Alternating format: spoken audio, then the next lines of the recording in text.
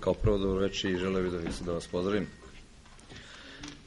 Što se tiče same utakmice, opet kao prvo želeo bih da čestitam na pobedi Crvenoj zvezdi, koja je u svakom slučaju zaslužena. Mi smo došli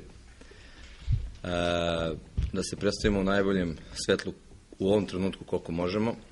Ja sam u par navrata i dao neke izjave da mi očekujemo još tu par igrača koji treba da dođu, nisu registrovani, da bi kompletirali naš igrački sastav koji će sigurno u svakom slučaju da bude drugačiji nego što je danas. U ekipi smo imamo dosta mladih igrača, pojedini igrači su igrali do prošle godine 3. ligu. Jedan igrač koji moram da napomenem, Đokić, je dete Ivanjičko koje je igrao za omladince prošle godine. Znači, došlo je trenutak kada je prvi put istračno na Marakanu pred ove divne navijače i da igra sa ovakvim igračima kao što Crvene zvezde. U principu, jako sam zadovoljan disciplinom, pokušali smo da pariramo disciplinom, znali smo sistem igre koji je prepoznatljiv od kako je trener Robi na čelu Crvene zvezde, da su to kratki pasovi, dosta kontakta sa loptom, pokušali smo da zatvorimo te linije, da pokušamo iz nekih kontri. Ono što donegde je bilo dobro, to je bilo u toj nekoj defanzivi. Ono gde smo imali problem, to je taj trenutak kad smo mi uzimali loptu, gde smo trebali da idemo u neke polukontre, nije nam polazilo baš za nogom. Sve u svemu, zadovoljan sam, čestitam još jednom ovim igračima i čestitam i Crvenoj zvezdi i želim im sveg srca da napravi dobar rezultat, jer je ona potreban taj rezultat i potreban nam je da Crvena zvezda je potrebna ovoj zemlji iz razloga što ovi divni navijači i ovaj ambijent koji su napravili sa utakmicu sa Renom znači da se vraćaju neka dobra vremena, publika se vraća na stadion, što je jako pozitivno. Još jednom čestitam Crvenoj zvezdi i želim im sve najlepše i najbolje u utakmici u četvrtak u Renu. Pa ja sam zadovoljan s time što smo pred 3 dana igrali jako tešku utakmicu gdje je moja ekipa sigurno u datom trenutku bila prazna posle jedne dobre igre da smo ipak izgubili.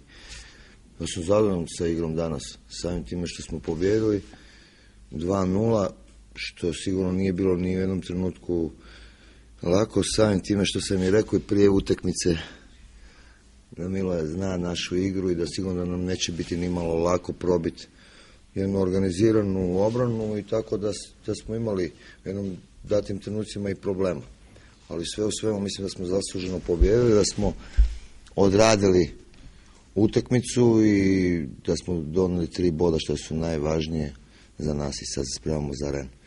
Htio bih ponoviti da sigurno svi ekipe koji su igrali četvrtkom ili sreda pa nedelja ili četvrtak pa nedelja su imali probleme u ovom kolu, tako da ja sam zadovoljan s pobjedom i sa igrom.